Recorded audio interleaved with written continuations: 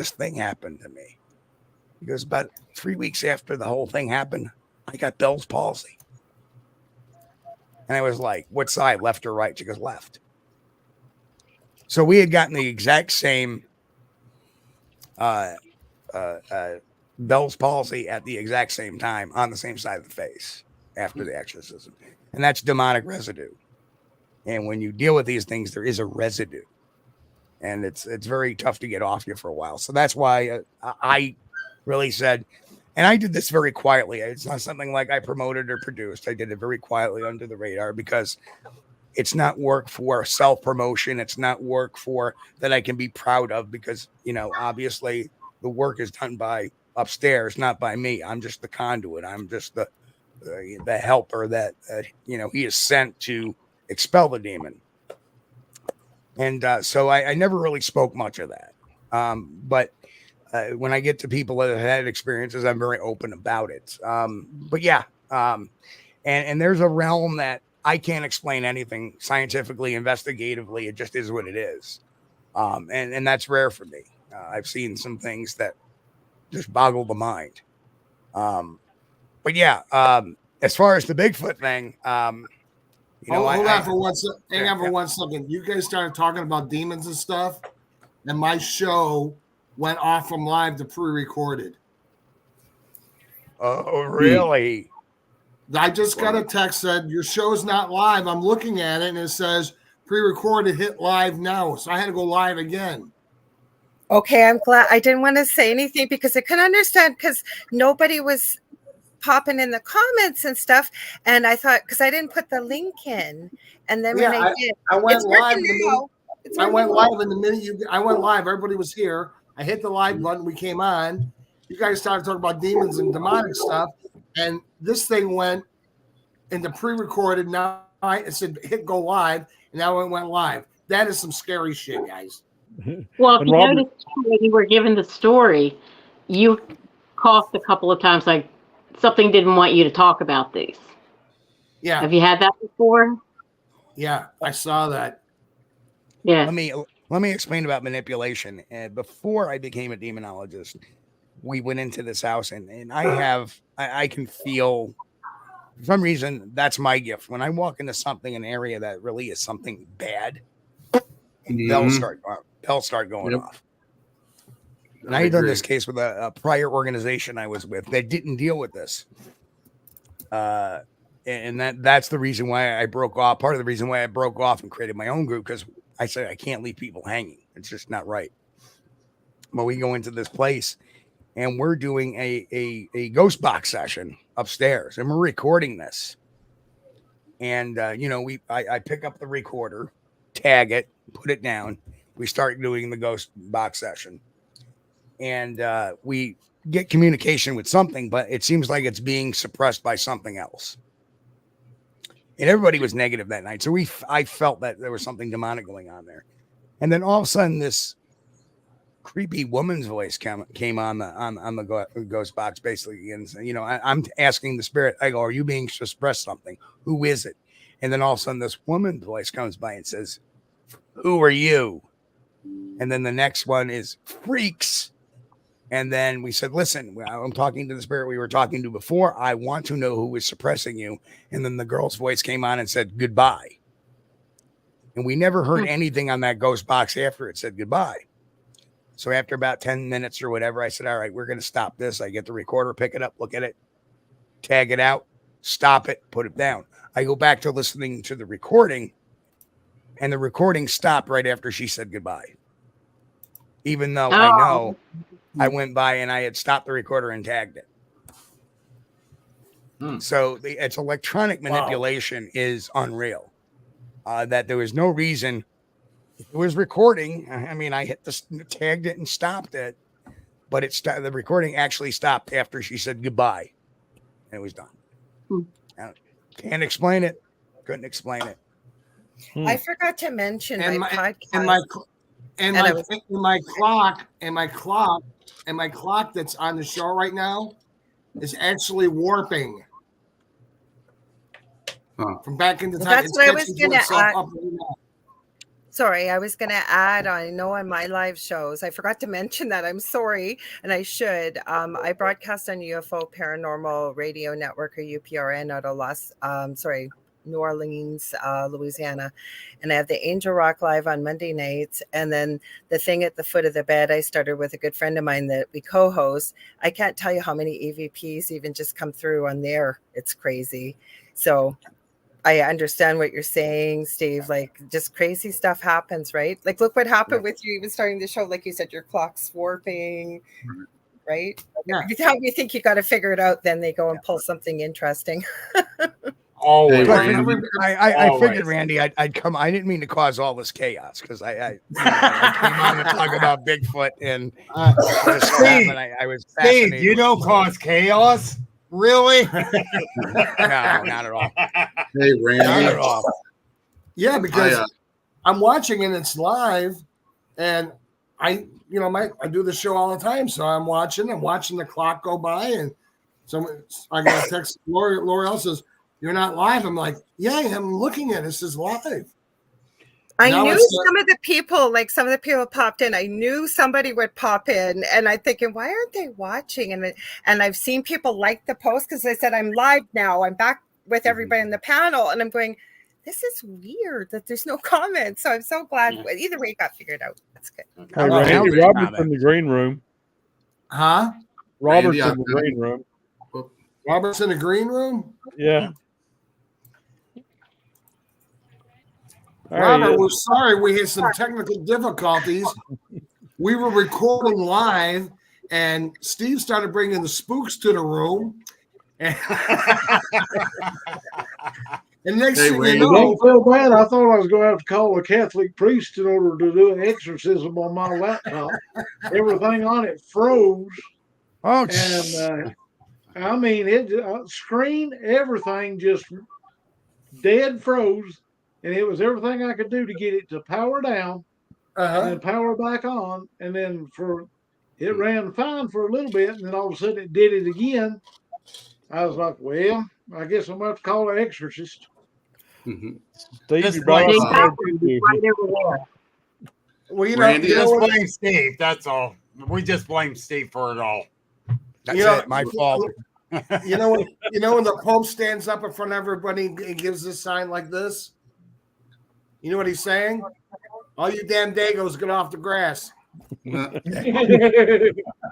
Hey, Randy, I did find that video. I sent it to you along with a picture. Okay. I'll see if I can. Hey, right now, I'm going to tell you what. This is the weirdest show I've ever done. And I'll tell you what, everybody said, I swear to Jesus, it said we're live. I did my intros. We talked to everybody. For those who are just now joining us because Steve brought the vamps with him. We are live. Mine said live the whole time. Yeah, mine did too. Mine said live the whole time too. It did say live, but where I was looking just to check, because I'm sharing it to two of my platforms too up above, and I couldn't find it. And then I had people start messaging me in Messenger going, where are you? Like, where can I watch? I want to watch. And so I started looking and going, because it did say live. You're absolutely right, Randy. It did say live up in the left-hand corner. Yes. Mm-hmm. Bill, what did you get on your end, Bill? On one side, it kept saying scheduled in gray. It did. You're right, George. But on the screen here, it says live, but it kept saying scheduled. You're absolutely right. Mm-hmm. Wow, that is crazy. For a later release is what I was thinking. That's the reason I never said anything. I was like, okay, we'll go with it. So Diane says mine said upcoming. So her said it for the audience person here too, Diane. All right. Well, we've all got our ghostly things in here, and Bill, you've been real quiet. You and Elijah. Bill, let's go with you. Well, I cover just about everything, and from the paranormal to the cryptids to UFOs, and it's just my main thing is Bigfoot, and Steve, it's your fault too. I blame Steve on that one. Mr. TV, gotta blame him for everything. Gotta blame him. But no, and I got to finally meet Steve, even though I was following him. back at the Sasquatch Triangle Conference in Conshohocken. Yes. And I got the merchandise to prove it. Oh, there it is. But no, Bigfoot is my main thing because I always believed, but then life got in the way. And after years and years and years, I finally got back into researching it. And I finally had a sighting. It'll be 3 years this August at the place everybody said you got to go to. And I'm thinking, I'm not going to see one there. Salt Fork State Park in Ohio. There's no way I'm going to see one. Everybody and their brother goes there. The very first night at the Sospeed camp out that I went to at the group camp area, I met Mike Bennett. My friend Debbie Preggy came, and we went riding around Salt Fork, checking things out. Come back, Steve says, let's go down the Buckeye Trail there. We'll go in about 90 paces, stop, and listen, look around, see what we can see. And it's just getting dark. We did that about 3 times, and each time we stopped, we had either a small nut or a stone come tossed up near us from the left. And I'm thinking, someone's messing with us because, you know, everybody and their brother's here. You're going to have some people that's going to mess with you. Well, Debbie was getting scared. Finally, at the third time we stopped, she said, I don't want to go any farther. I said, well, I'll go farther up. And I'll go about 90 paces, and I'll check things out. And if I don't see anything, I'll call you up. Well, she still watched to the left. As I got up 90 paces, Mike's watching me. I kneeled down, and I leaned in like this here, and I'm looking down the thing, and I had this little scope, and I'm twisting it, trying to get it focused. And out of the corner of my right eye, I saw a little movement. I'm thinking, deer. And I turn and look. 15 feet inside the wood line, it was there leaning in, looking at me. My first and only sighting. And let me tell you, I'm 65 now, so I was 62 then. And this old man can run pretty fast backwards without falling down. He's the new 40. And that's why I'm gray now. Because of that. Yeah, I got you. But no, seriously, that I really did not expect to see that at all. I was hoping to hear the Ohio howl. And that really threw me down the rabbit hole. And I start listening to Steve's shows more and more. And I did have PTSD with it. Total PTSD. That's me and my friend Gary walking near the reservoir at our place here in Mercer County, PA. So it took me a little while, but people kept saying, talk about it. Get it off your chest. You'll feel better.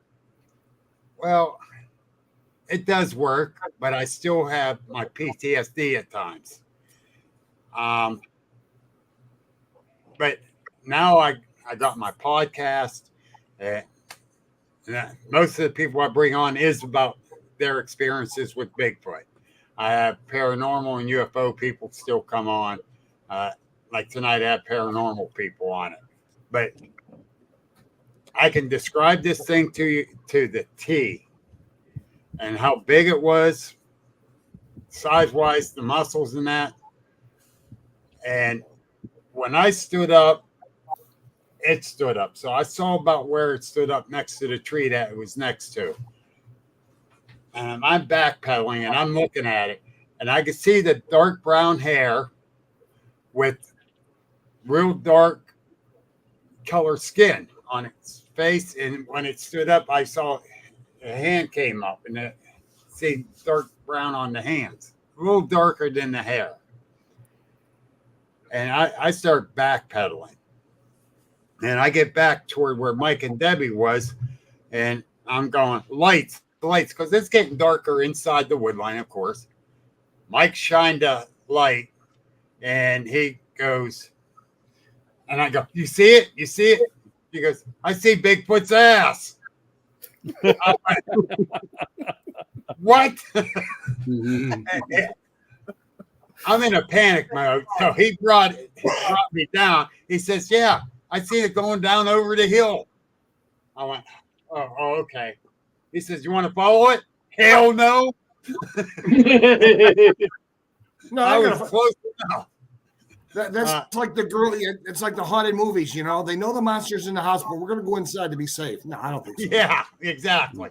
So, but the next day we went down. It was 7 foot tall in that area that we measured up on the tree because I took about 5 guys with me to measure up on the tree. The shoulders was about 4 foot wide, big trapeze muscles, muscular arms, and that. And I could see, I could see the chest muscles, but I cannot tell you the color of the eyes because I did not look into the eyes. It did have the boxer-shaped nose, what I call a boxer shape, the fat nose. But that's the only sighting I ever had. So, and I'm not into that DNA stuff now like I was before. I'm more into, I already know they're out there for a fact. Now I want to know what they're doing, how they're doing it, why they're doing it. And I think we all want to know that. Yeah. And hey, Bill, I gotta say, you make me think there's something wrong with me. Because most people run away from it, but I'm too stupid. I run towards it. Yep, me too. Yes, he did. Yeah, for that. I'll probably do the same now because the more I learned about it, now I got my big dog just attacking me. Hey, Bill. Yeah, hey, Bill. We'll go hunting with these two guys, with Steve and with George, and we'll let them run. You and I'll stand behind. No, I'll go with them now. I would. Well, And Steve, I would love to go out with Steve. I would love to go out with Steve. So, Bill, I got to ask you, how many after you had that sighting? How long did it take when you had after your sighting? How long did it take you for it to get out of your head? It hasn't. Yeah, still replays in your mind every day. Yes. Okay. And I've talked a lot about PTSD. In fact, it's part of my. And what a time for a shameless plug! But I have a new book coming out June 1st called "The Psychology of Bigfoot." Oh, and awesome. it talks about PTSD and Bigfoot witnesses as well. And that's part of my presentations too. Talking about the PTSD when I do conferences and stuff. That was part of it. Now I put in there. How hard is it for you to keep in check when you're out in the woods now to tell yourself that's not Bigfoot? Because all the time. Yeah, it becomes a lot harder because now you're thinking every noise is Bigfoot. But much to your credit, you've learned to filter that out. Yeah. So that's good. I brought out. I got the mindset even from day one of my research. Everything is not Bigfoot out there. Yep. I've been in the woods all my life. Okay, I really have, and everything is not Bigfoot. And I get really upset with people when they say, "Oh, that was a Bigfoot did that." Oh yeah, me too. Yep. Me too. Show me proof they did that. Don't tell me they did it. Show me proof. I get real upset with them. So I'll tell you a real quick funny story. I'm out in Kentucky years ago with this alleged researcher that brought us out there, and we're all standing out there and nothing's going on. And then all of a sudden you hear, ooh, ooh, ooh, ooh. And very clearly a barred owl. And all of a sudden he's like, that's a Bigfoot imitating a barred owl. I was like, no. Oh, to talk that story off of mine, I've seen that Bigfoot that night. I'm in my van, 4:00 in the morning. I still can't sleep. I'm all jittery and nervous and that. I hear that right above me. And then another one across the the what there. And I look and open up my back door of the van and I look up. Oh, you sons of bitches. But they are loud too when they're near. I mean, it's like I've had one fly over my head, and I'm like, I think that was an owl. It was either that or it was, Birdman or Mothman or a Thunderbird or something. That was Condor. And then about 2 minutes later, and it's like so loud. I'm like, what the? That really got me going with owls too, man. I was already scared shitless, and I ain't going to deny it. Yeah. And when they're above you, they are so loud. They are. And it was on a tree branch right above my van. And talk about making me scared even more. And I'm going to be honest with everyone. I'm not afraid of nothing till that time. And I finally figured out 62 years of my life, I'm not superhuman. I am human. Now snakes, I'm more afraid of snake than I am Bigfoot. Oh, that's my co-host Chris Bennett. He I saw this 8-foot black corn snake one day in Whitehall, New York, and everybody was running away. I'm like, oh, look, a snake, and I'm trying to run it down. Yeah, nope, not me. No, I don't do snakes. I had a baby gardener on my little wood pile I used for my fire pit, and my 3 grandsons were outside with me yesterday, and I go, look, a snake. The 12-year-old ran for the house. The 6-year-old, the youngest one, ran for the snake. It sounds like Elijah. Elijah, how do you like snakes? I detest them. Lowest creature in nature. I don't care for them. Don't get me wrong. I don't care for them, but hey, they're going to be out there. There's a reason why they were depicted as evil in the Bible. That's all I'm saying. That's all I'm saying. Well, Adam and Eve would have got away with that tree thing, but the snake rattled on them. Oh. If Adam and Eve would have been Cajun, they'd ate the snake. That's true. And remember Adam's famous words to God. Adam, God, I got more ribs. You got more women? Anyway. Rob, Rob keeps jumping out of the room. Is everything okay? And you're a big guy. Every time I go to ask you a question, you disappear. Is it the streaming or what? For the past few minutes, when I vanish, my computer makes some kind of god awful computer racket, and then it'll freeze up. It's a brand new laptop. I'm going to take it back to Walmart tomorrow and tell them I want to swap out. It's Steve's fault. I'm telling you. Yeah. That sounds like a Walmart problem to me. I'm honest. I think it is a Walmart problem. Oh, yeah. Computer gremlins. That would explain why I have I got a question for L'Oreal here. Laura, I know you're into paranormal stuff like that, and you got a lot of guys in here for Bigfoot.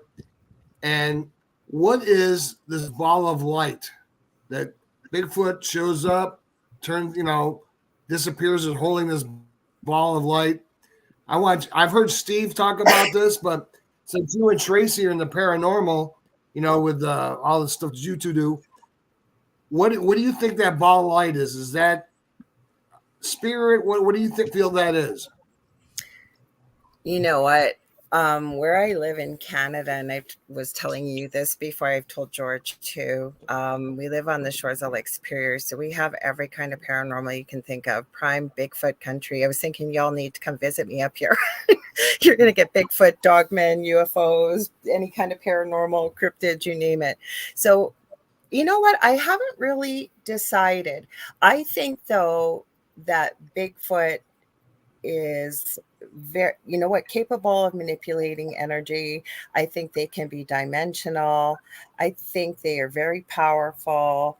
So the ball of light to me is, well, let's put it this way. I think Bigfoot shows you what Bigfoot wants to show you. I would consider, like yourself, is it Bill that you shared your experience? I know many of you have had experiences with Bigfoot.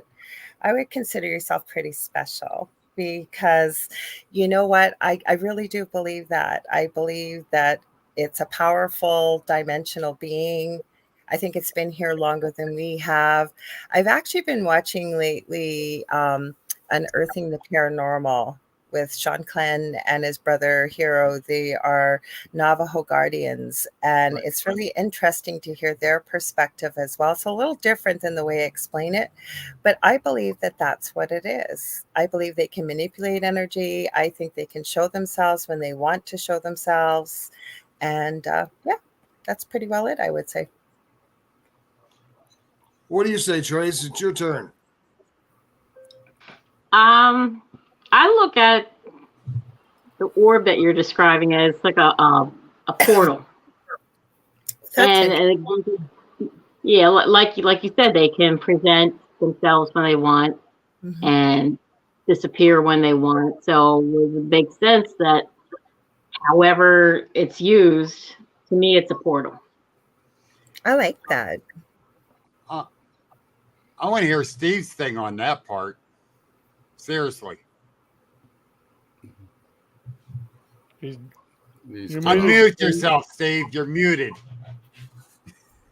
Unfortunately, I have, and everybody is entitled to their belief and to what they believe, and that's all fine. I have a different take on. For some reason, the boards are shooting off. I'm sorry. He said something about I don't know what it is, but the minute we have ask Steve to talk, everybody's screen starts disappearing.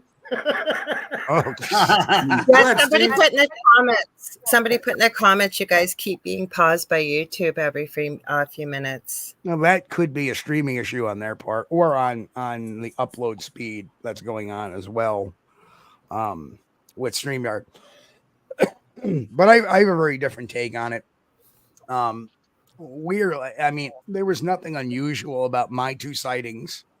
And Bill's sighting, there appeared to be nothing paranormal going on. Mine either. Yeah, exactly. No, there wasn't none on mine either. Right. You got to understand, a lot of people that certain people have them, disappear in front of them and stuff. There's something called post-traumatic regression.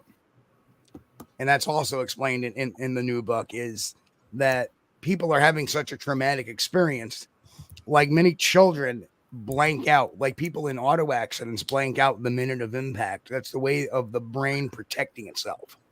And that's why sometimes they may blink out, is your mind is just so overwhelmed. It's trying to catalog something that's not in the file of the mind, number one. And your mind is trying to interpret what it's seeing.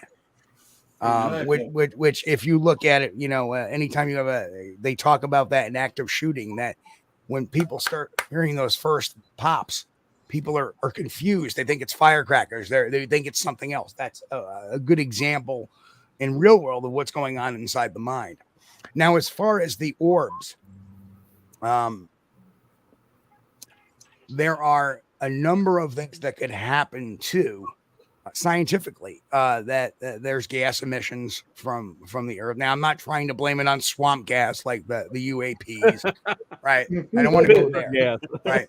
I have seen the orbs without Bigfoot, and those are in areas where there's a lot of cave systems, and they every once in a while they'll release methane I've gas. seen the orbs too, right? And I've been the orbs and Bigfoot. And then you also have to take into the fact that there may be two or more phenomenon going on at the same time, because a lot of the forests we have, obviously were inhabited by Native Americans. It was their lands. So there may be a separate event going on parallel to what's going on with the Bigfoot. One would think that if you have an intelligent creature that can jump through portals and manipulate, well, number one, we're finding tracks and we're finding trackways. So that kind of now people ask me all the time, well, what about those tracks that disappear? And most of those are found in snow, if you think about it. And what happens is a bird will hop on the snow, and you know, you have its undercarriage on there, and it'll hop and it'll hop and it'll hop, and then the sun hits that snow, melts it and spreads it to make it look like it's a trackway. Right. And then it disappears because it flew off. So people get confused by that. That's my experience as a tracker. But again, getting back to it, you think something that was intelligent, guys. Steve, I hate to cut you off. Yep. Nope. It's telling me we have to take a commercial break. Saying we're streaming too long. Let me take a 2-minute commercial break and we'll be right back. Hello, I'm Mike Lindell, and I'm excited to announce my new. Hello, I'm Mike Lindell, and I'm excited to announce my new product. Hello, I'm Mike Lindell, and I'm excited to announce. Hello, I'm Mike Lindell. Hello, I'm Mike Lindell, and I'm excited to announce my new product, My Coffee. I get products all the time from entrepreneurs for my new platform, mystore.com. And when I tried My Coffee for the first time, I was blown away. It is the best coffee I've ever had in my life. I spent the last 4 months doing my due diligence, and this family-owned business micromanages every step from the fields to the cup to ensure the best quality coffee you're ever going to have. It starts with the beans that are grown in Honduras. Honduras's volcanic soil and humid climate make the perfect growing conditions for coffee plants, which produce the best beans ever. Then each batch is tested for its aroma, taste, and other aspects to meet the highest standards in the coffee industry. And after that, it goes into production, which is all done right here in the USA. It's like you're getting that small batch specialty coffee, but delivered right to your front door. So go to mystore.com or call the number on your screen. Use the promo code and you'll get your very own My Coffee for 25% off. You guys all know that I've traveled the country for the past year and a half. I've stayed in hundreds of hotels. I've tried every coffee out there. Well, some of the coffees have that terrible aftertaste, some that leave me jittery, or I get an upset stomach. Well, My Coffee is different. It's the richest, smoothest, best coffee I've ever had. My Coffee comes in a variety of flavors. You get them ground or whole bean. Plus, it's certified organic and non-GMO. I guarantee it'll be the best coffee you've ever had. So go to mystore.com or call the number on your screen. Use your promo code and you'll get My Coffee for 25% off. And I'm going to give you deep discounts on all my store products. That's mystore.com. It's my new platform for USA entrepreneurs. Please order now. We brought Israelis and Palestinians together at a political level. Hello, I'm Mike Lindell, inventor of MyPillow. Thanks to your support, you've helped make MyPillow become one of the fastest growing companies in America.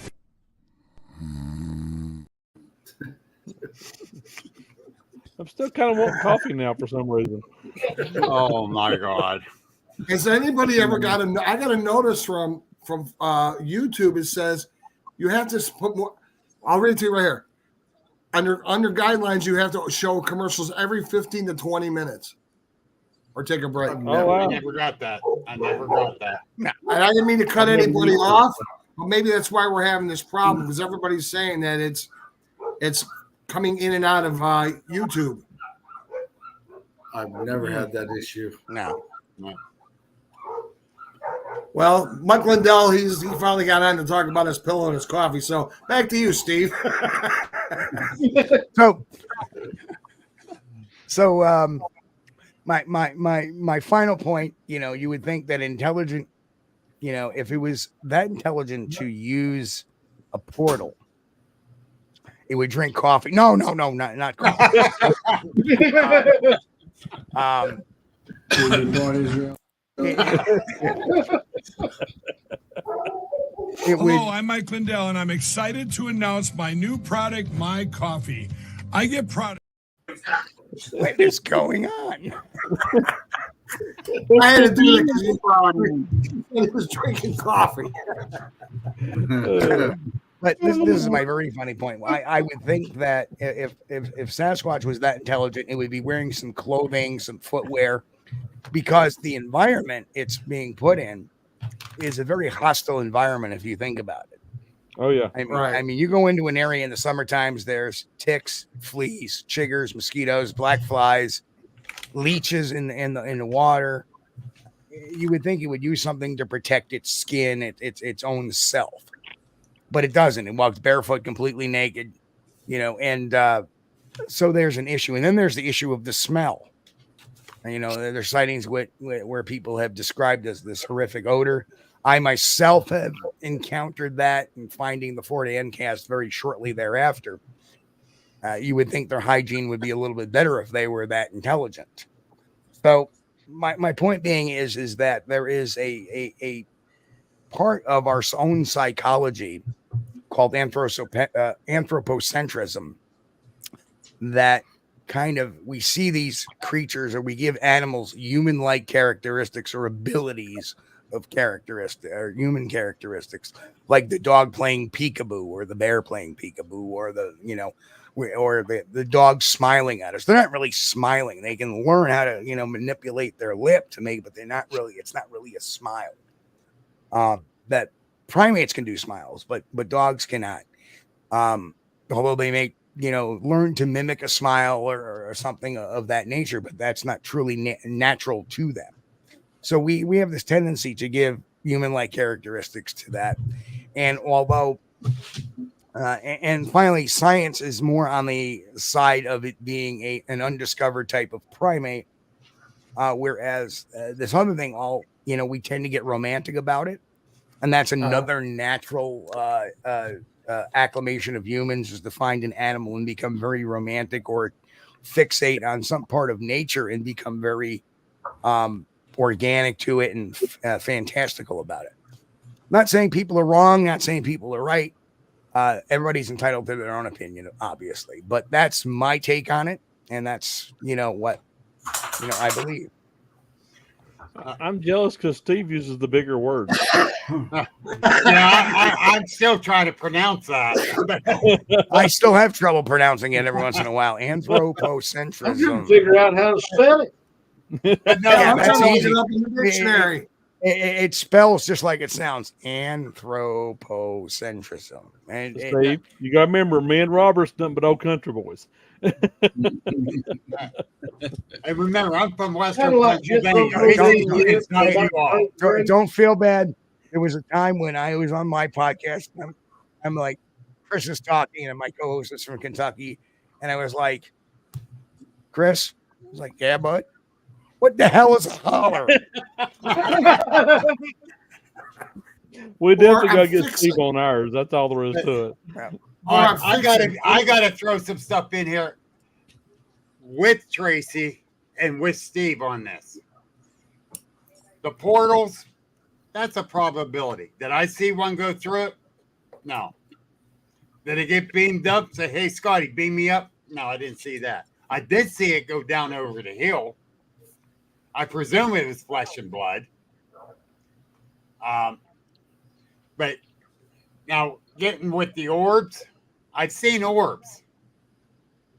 Okay. There's some sort of energy. Are they related to Bigfoot? I don't know. And other orbs, I was up in New York doing a research with a New York researcher saying he has orbs. He's Bigfoot around his research area. I found signs about Bigfoot, yes. The orbs, I debunked them, and he still argues with me about it. Natural gas line running through there. On the backside of where he was seeing them, and I saw where they were coming up and floating down the hill. I'm like, wow, it's so many of them. The next day, we were on the backside of that, where the pipeline comes up over, and there's a pressure relief valve down there. Duh. static electricity exploding those little gas bubbles. You know, and you can only see it at night too. That they come around only at night. Duh. But yeah, he argues with me on that. But you can see those gas bubbles every night at Dave's house. Yeah. Especially on Wednesday mornings, right after Taco Tuesday. Yes. But you know, I'm sorry. Mike's selling his coffee when I got my own. But no, selfish plug there, thank you. But no, can they jump through portals? I don't know.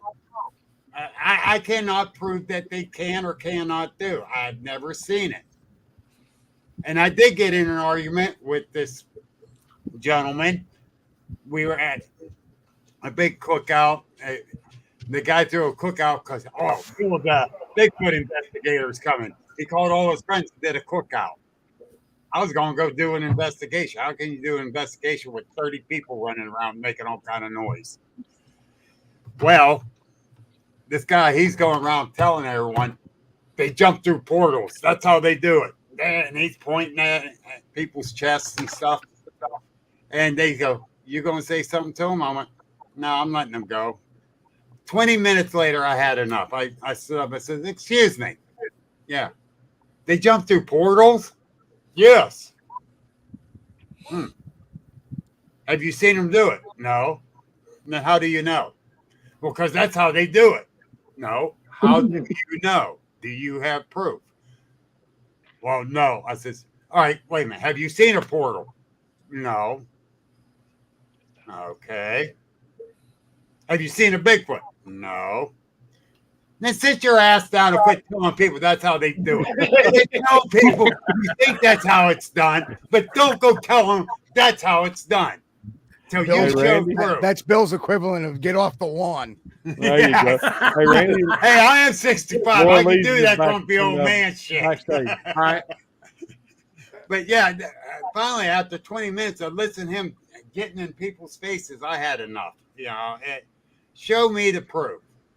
You know, and I'd love to see the proof of it if they can do that.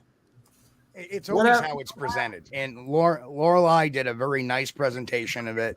Yeah, and I try to espouse a similar presentation. I don't put down people for what they believe. They're entitled to their beliefs, but on the same token, this is what I believe, and this is the reasons why, and that's where I leave it at. I don't sit there and say, Lorelei, you're wrong or anything like that. They're not. Conversely, we can't say it. Right. But conversely, but you know what? I always say I don't know everything. And I don't think any of us all know the real answers until, as I call it, going back home ourselves, right? Well, in these fields we're talking about, there is no such thing as an expert. Exactly. No matter what anybody says, there's no such thing as an expert. I always tell people someone says they're an expert, run. Well, yeah. Listen. I have a very interesting take on the word expert. Okay. It's a fluctuating title. Okay. Think about that. If I'm out there talking about Bigfoot to the general population, who's the expert? Well, that's true. You got a point. Right. And that's the reason. Expert is not a title, as it more for everybody. Amongst each other, we're colleagues. Right. And I say this very often, like a plumber. You know, when something breaks in my house, plumbing wise, I call the expert. That's the plumber. But if that same plumber was at a plumbing convention, is he an expert? No, he's a colleague. Right. Right. So it's a frame of reference. Exactly. I got you on that. You don't call yourself an expert. Right. But if other people call you an expert, that's because that's their reference points to you. Well, what they call me, we can't repeat. That's true. I heard that about you, George. Don't worry. Yeah, I mean, I've been called much worse. Hey, well, Steve. we got Rob down there, and he's just been in and out. Rob, weigh in on some of this because him and Eli are just sitting there. Guys, get into this conversation a little bit because let's go with Rob. Rob, it's your time. Come on, Rob. All right, I've got a question for Steve and Elijah both. George and I have been wallowing this theory, and I want to see what you think about it. What is the content in the ground where most Bigfoot encounters have taken place? Is there a lot of quartz in the ground? Now that's a great question. I see where you're going with that. Okay. And truthfully, I do not know the soil compositions of every Bigfoot sighting. I know in particular areas in New York where we don't necessarily see a lot of orbs with Bigfoot. At least not in my area. We have a lot of slate. We have a lot of granite, and the soil isn't great for impressions of making tracks. Yeah, we have that issue. Yep. So no, but that doesn't mean we don't have deposits of quartz in New York. There are. It'd be kind of interesting to see if those quartz deposits are in the same area that guy in New York is claiming is seeing all those orbs. But that would be and that's a very interesting point, because we do know quartz can hold memory of things as well. So very, very interesting. That's a great, great question, but I really haven't studied that. Elijah, weigh in on that. He wanted to ask you, what's your thoughts on that?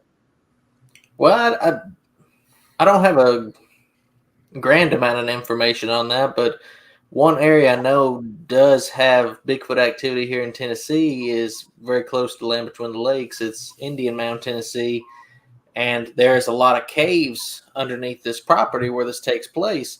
Now, is there actually one of the neighbors did say they crawled back in, and there's a very large crystal, and I think they were trying to take a gun and shoot it and break it loose inside that cave. This was very Oh, that's a great idea. Now, what that would have to mean to the Bigfoot population there, I don't know. I'm more of the persuasion that it is a flesh and blood creature of some kind, and the evidence that we found from this research location seems to indicate that there is something of a flesh and blood nature. There's been what appears to be tracks found there, strange hair samples found there. So I don't think there's anything of a supernatural nature going on in this particular area, but there are caves, which goes along kind of with what you're saying, which I do believe have crystals inside of them. Steve, let me ask you this much to add in on the mix. This is another part of the theory that George and I have been rolling around. Now, you correct me if I'm wrong. I won't get offended if I'm wrong. You take the electromagnetic field from a human being. You take the electromagnetic field from a 650-pound, 8-foot tall, 4-foot wide creature. Add high quartz content. Odds are, what would probably be the end result? Well, I obviously not my field of expertise, but yeah, you can understand why there might be an orb or an arc or some form of light between the electrical conductivity between two things of that size, or even one being that size could probably do that as well. I mean, how many paranormal encounters do we talk about where a human is by themselves near a high level of quartz that high strangeness happens? Yeah. So that may be a good explanation of the high strangeness. On paranormal investigations. To make a long story short, this one lady, this is the word I use. Some people don't like it, but it's the only thing I can come up with to explain it. This lady was so allergic to high electromagnetic field. She basically had CVS pharmacy in her pocketbook. She is on every kind of psych meds, heart meds, you name it, she is on it. When we did the investigation on her house, the electromagnetic field was so high, you couldn't do every room you went into, the EMF meter was plumb off the chart. Well, I told her, I said, ma'am, find you an electrician. Something's not grounded correctly. She said, okay. She said, do you think this will help? Well, her husband, he wasn't much of a believer on the paranormal side. He just thought I was catering to her, and he basically thought she and I both were a little bit nuts. He said, I'm going to humor everybody. He said, let's see what happens. Well, he calls a friend of his, which is a licensed electrician in the state of North Carolina. He comes in. The house was built in 1971 before code was enforced.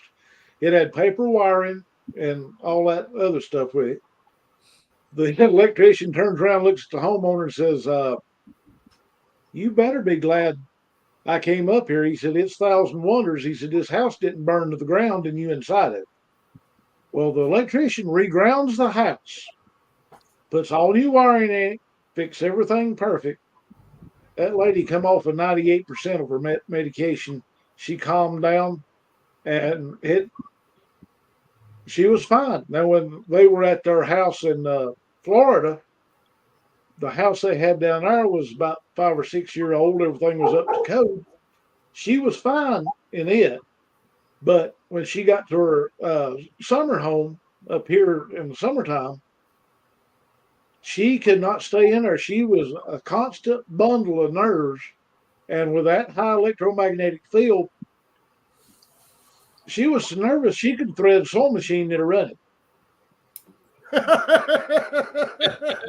I mean, that's honest to God, no joke.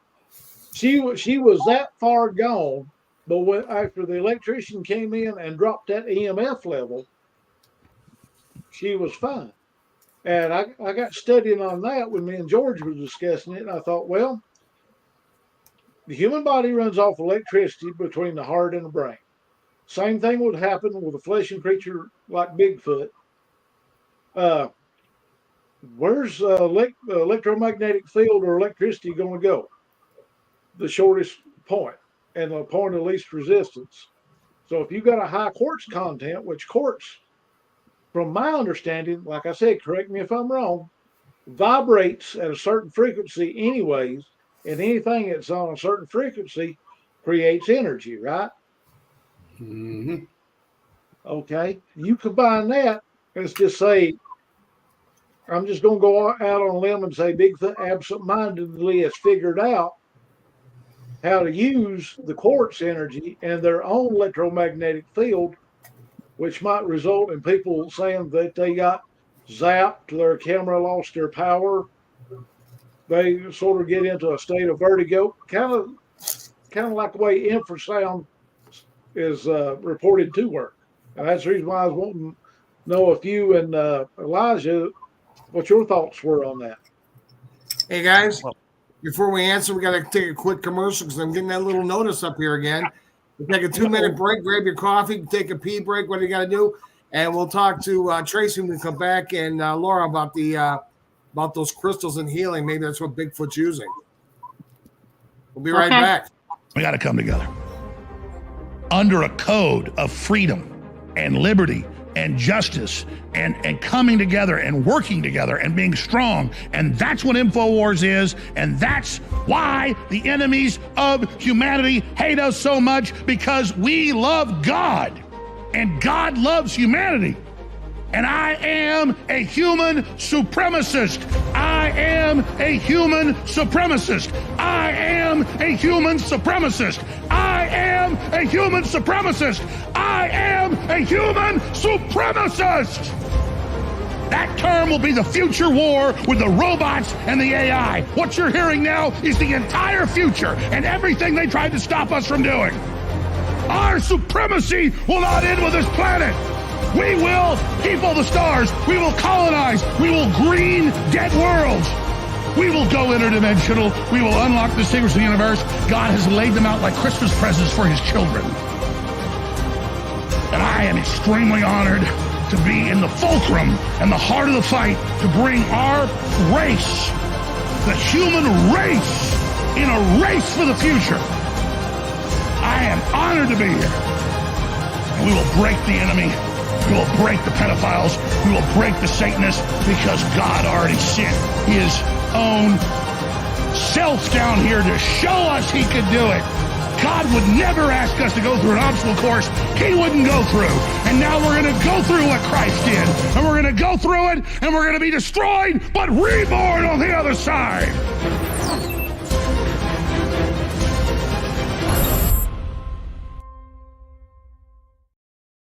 Hello, I'm Mike Lindell, and I'm excited to bring you my Giza Dream bed sheets for the best offer ever. Wow. We're all experiencing rising prices, but I was able to secure a limited amount of Giza cotton for a great price, and I'm passing those savings directly onto you. You can get my Giza Dream bed sheets for as low as $29.98 with your promo code. They're the most luxurious sheets ever, made with the world's best cotton. It's grown only in a region between the Sahara Desert, the Mediterranean Sea, and the Nile River. I know my sheets are perfect for you, and I'm extending my 60-day money-back guarantee for Christmas until March 1st, 2023, making them the perfect gifts for your friends, your family, and everyone you know. So go to MyPillow.com or call the number on your screen. Use your promo code to save 50% on my Giza Dream bed sheets. That's as low as $29.98. Quantities are extremely limited at these amazing prices, so please order now. Wow. Okay. Can I say something about the frequencies that Rob was talking about? Sure, go ahead. Let's say, yeah, go ahead. We lost Randy there. Rob, everything has a frequency, not just the quartz, not just us humans, but a friend of mine he said it was plant talk. He was able, the vibrations from it. You can. Everything has vibrations. So I believe that the Bigfoot can use and feels the vibrations. And with that lady, her house getting grounded, which I do myself, is go out in the yard, barefooted, dig my toes in, and get grounded to the earth. We all need to get grounded to get the frequency right. Yeah, we refer to that as earthing. That's a wonderful practice. Yes. I guess one of my questions is for this is because we're talking about frequencies and stuff. Has any of these occurrences with the Bigfoot ever occurred on a ley line and any limestone around as well? Because limestone and water conducts energy, and that would bring electricity down. Hey, there's Randy. Guys, I showed the commercials and everybody was spinning in the camera, so I don't know if I was on or off or what was going on. A friend of mine did a thing on ley lines. Her name was Christine Soltis, and she did it at my conference I had, and I just now got the video this week and haven't been able to sit down and watch it. She did a very in-depth study on that. And Sean, I'm going to send you a friend request on Facebook, and I can get back to you on what she has to say on that. I mean, I've encountered some investigations that I've been on that had ley lines across it and have water and limestone around it. It just makes things active as hell. Yes. Oh, I bet. Well, if you mix sandstone, limestone, and quartz in a little dab of water, I think you wind up with a battery.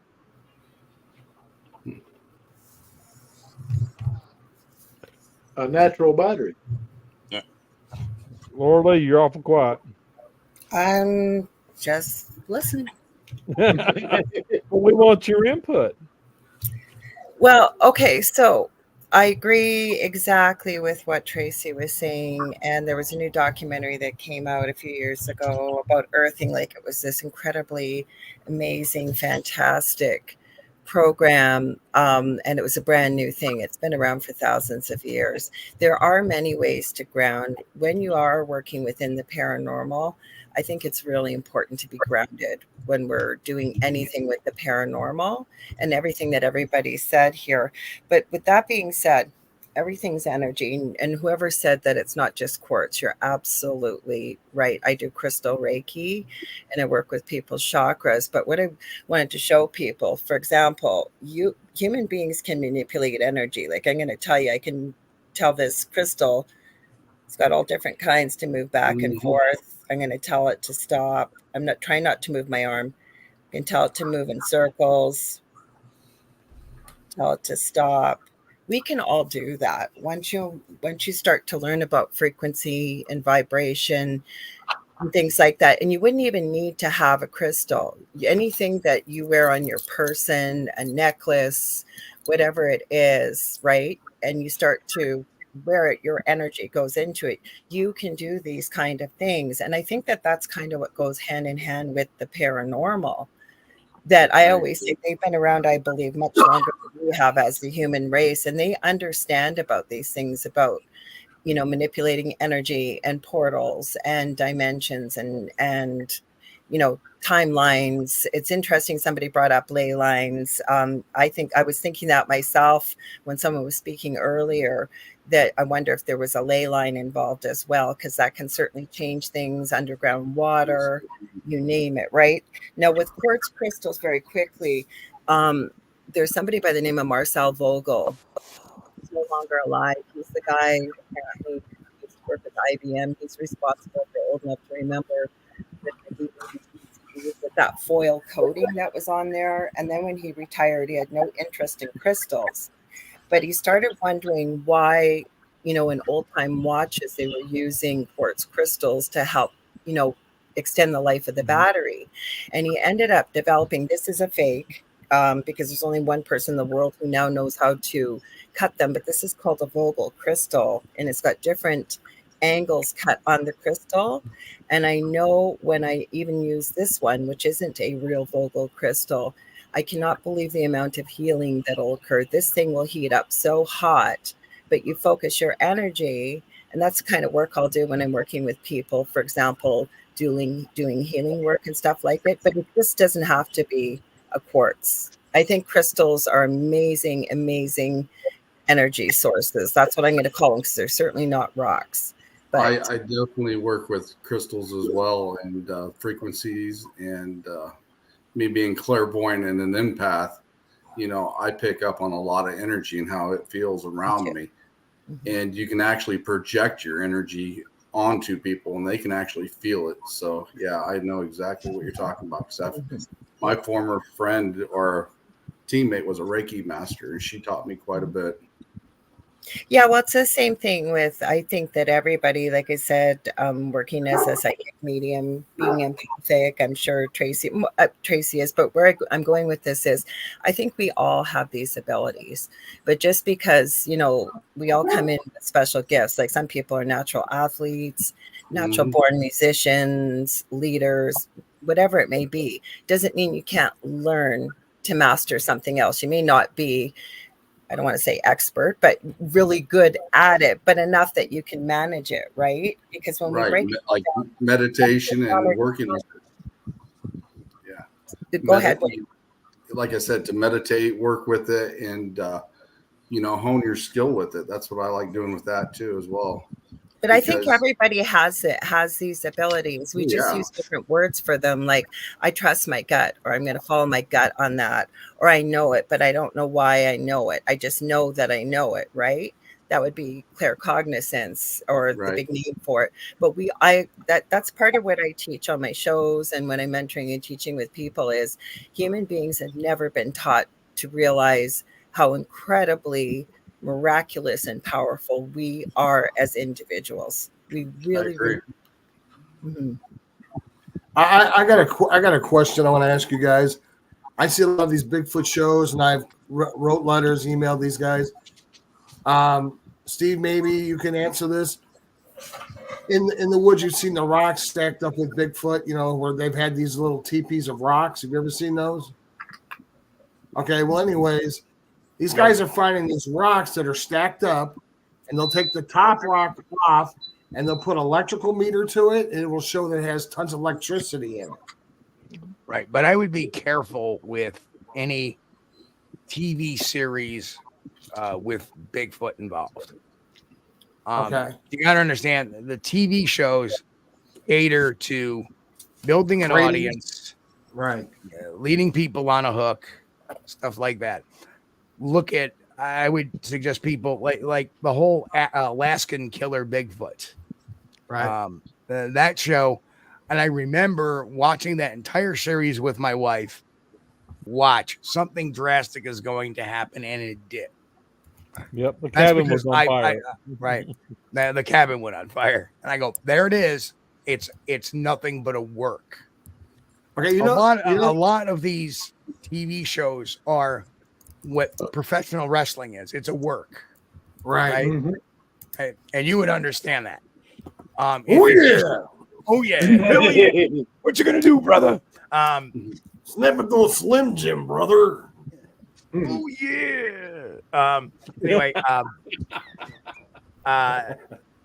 you want to follow the documentaries more than you do the TV shows. Mm-hmm. The documentaries will break it down better. They don't have a hook to keep somebody for the next episode. Well, you know the guy that does the ancient aliens, he's got that hair that stands right up in the air, Giorgio. Yep. He was out. He was doing. I didn't know he did Bigfoot. I thought he just did aliens and stuff. And this guy had a rock that he had taken off the pile, and they stuck an electromagnet, whatever meter to it. And this thing was like ping. It was pinging off of there. And that's normal. I mean, it doesn't matter if he found the rock in a stack or in a pile or right. Spread out. They're still going to ping that. That has nothing to do with Bigfoot specifically.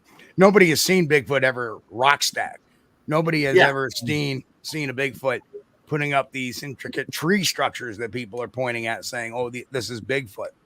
We need, as a professional investigator, I need a little more than just somebody pointing at something saying that's got to be Bigfoot, because I could point at it and say that's got to be straight line winds, or that's got to be, perhaps a vertical wind pattern that caused that. Right. Or that could be, a tree fell one time this year and then vertical winds came in another time that year. So there's different, there's different levels of that. But unless you're seeing a Bigfoot doing it, right, we can't attribute it to it. Okay. Well, like I said, I would ask you because you are the detective of all this stuff. And if anybody would have the answer to that, you would. I got one quick question for Lori. Remember the other night when we were talking on the phone and we were talking about the what do you call it? New Orleans vampire? Yeah, I do. Yeah. Elijah, tell her who that guy is how he's related to you. Before you start, I'm super excited about this. So this is Elijah you were telling me about. Okay, the reason why I know about this. Yes, this is my little brother here. Okay, I'll tell you why. Because the owner of my network, Joe Montaldo, is a good old Cajun boy. He's lived in New Orleans his whole life. That's where the network broadcasts out of. And every now and then, we don't do them so often anymore, but we used to do paranormal panels, and I get him to talk about that restaurant. So I am dying to hear every word. Well, one of my favorite topics to speak about is the Comp Day to Saint Germain. I assume that's what y'all were talking about. One of the prominent vampire stories down in New Orleans is shot. Oh, that's not the guy though. Before I'm going to stop you. So it's a restaurant. So unless that's his real name, but there's pictures. It's been around. It's in the French Quarter. I've never been to New Orleans, but he says it's been there for I think almost 100 years, and supposedly it's been passed down amongst family. And there's a picture of each owner, but it looks like the same guy. Is that who we're talking about? That's his real name then? I'm not sure, honestly. I've never heard that restaurant before, but there is a vampire legend of a feller named Jacques Saint Germain, which people link him back to the historical figure, the Comte de Saint Germain, who, from the French historical record, it is shown that he lived at least 100 years, and there's records to show he lived beyond that. But in the entire time people knew him, he never looked like he aged beyond 40 or 50. This guy too. Every time people seen him, he was like, you couldn't be a 40 or 45, and you knew my father 40 years ago, and he was just a very strange gentleman, very interesting. He was an alchemist, and the king, I think it was Louis XV, hired him to fix a flawed diamond that he had. And he looked at it, he said, it'll take me about a month, but I can fix this blight in this. And he brought it back, and it was a little bit bigger. And it actually had a higher value to it, whatever he'd done to it.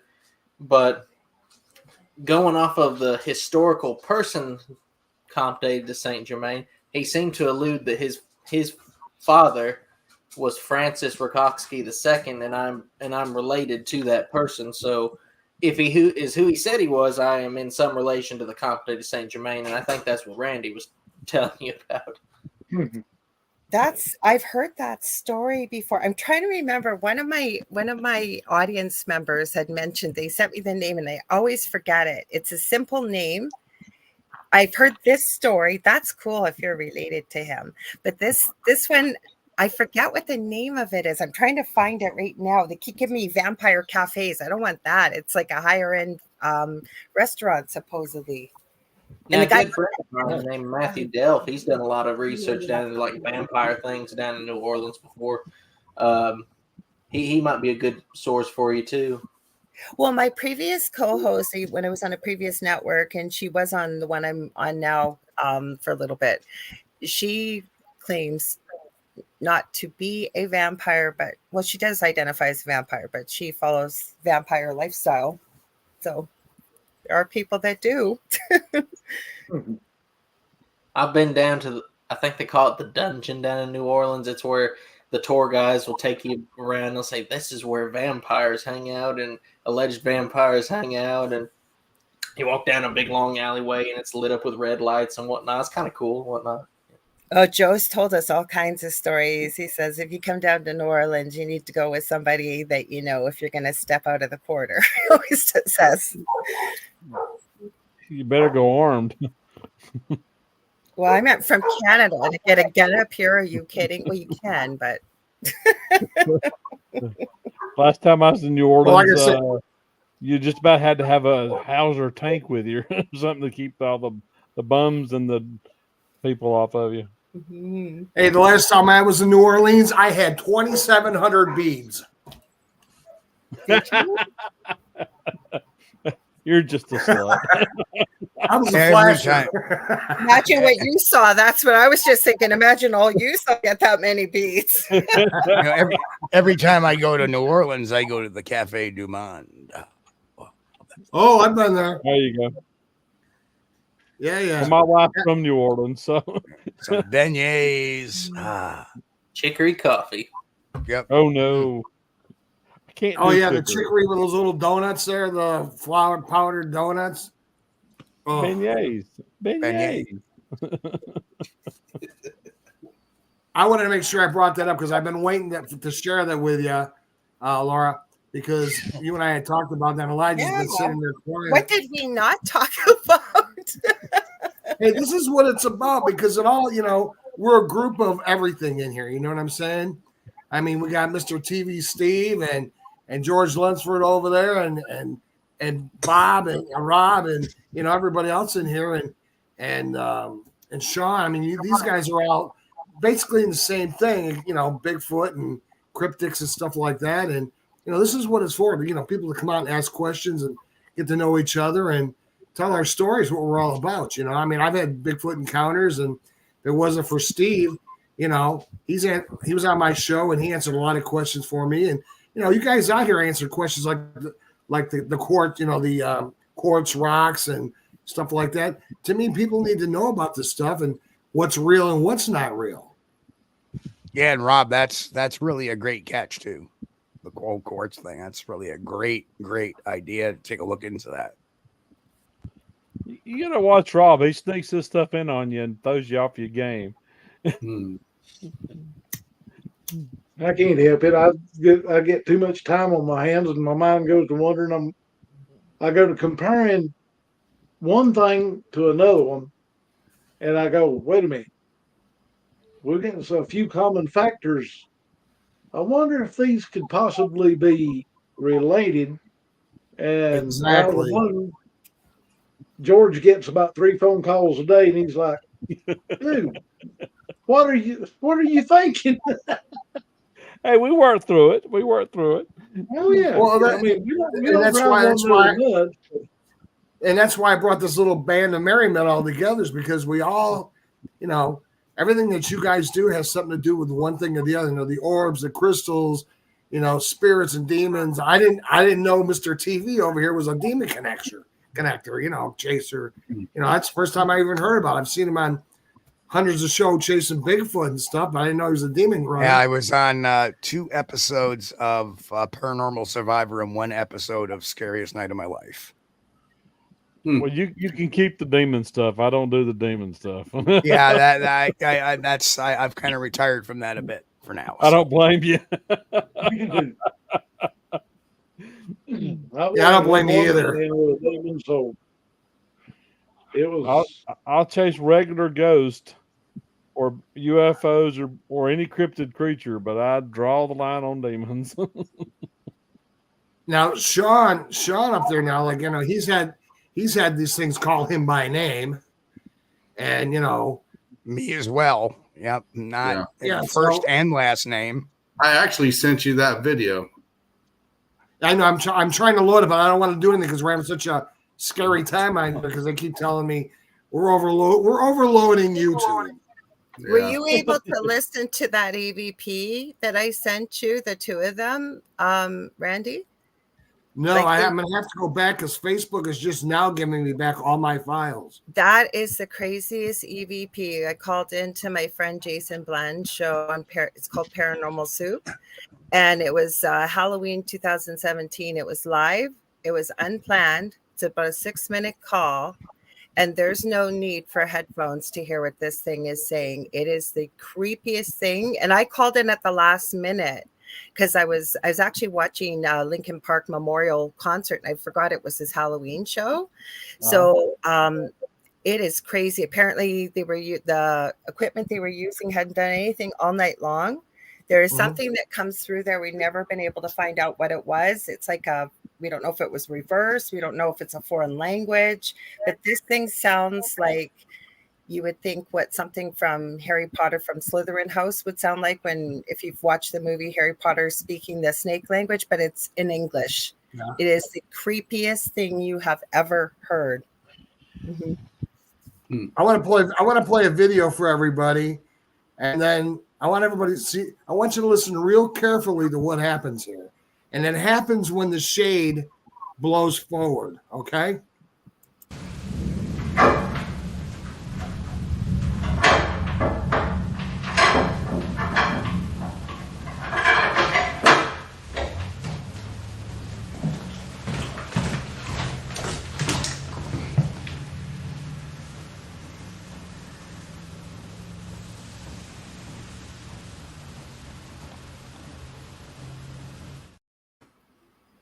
That was interesting. Dave, you want to tell the story? Yeah, that was actually captured back in 2007. One of my members of the Maryland Paranormal Research Team was adjusting. He had just ran wires to different cameras, and I forget what he was adjusting, but he was adjusting something. And when he comes walking out of the room, about 4 to 5 seconds after he comes out, you see the shade lift up a little bit and shake, and then you hear a faint voice that says, "Go away." Now, he turns around, goes back in, that shade doesn't move. When I took several members in that room, when we went back to try to recreate and make that happen, we walked out of the room, several of us, a lot faster, nothing. The only way we could get that shade to move was to take something and wave it for that shade to pick up. That's, Did you guys hear the voice? I didn't hear it. Nobody heard. I heard it last night when you played it on the show. So I'll play it one more time. Check it out.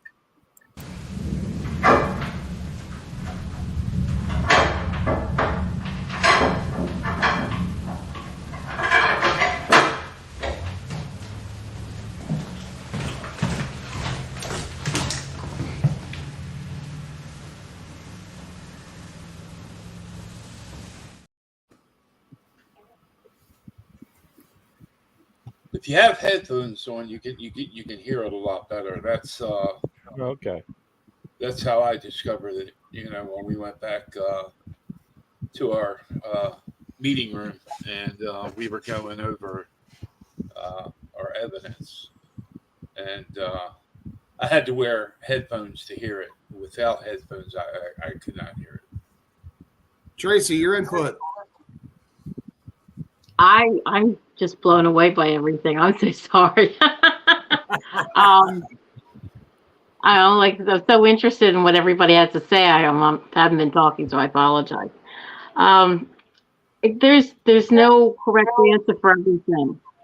We're all going to have our different points of view, and we're all going to see things with our own proverbial backyard and all. But I like this group because everybody's just bouncing off of one another, not just saying my way is right and your way is wrong, and Right. Exactly. And that's why I love this room. We came together with you guys because I've met with you guys or I've talked to you guys, and every one of you has brought something different to the table.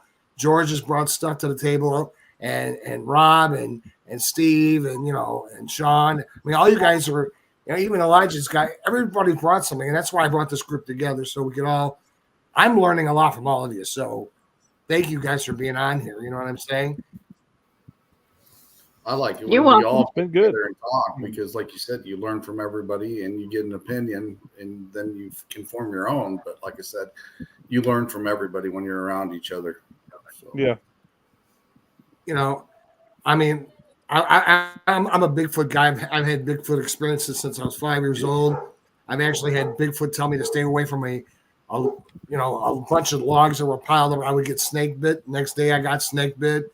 I've seen the hairy man. And you guys need to go to Tennessee down there by Elijah because I'm telling you what, that's Bigfoot territory. And I've told him where to go, and I'll tell you guys where to go. Waverly, Tennessee's got more Bigfoot running. He's been there. They call him the hairy man. He's been running around there since I was a little kid. And if you scream, he will scream back. You howl, he'll howl.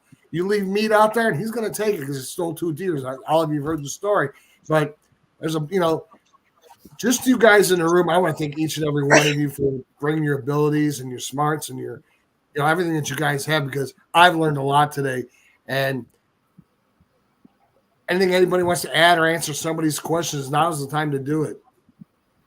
I got a question for Elijah.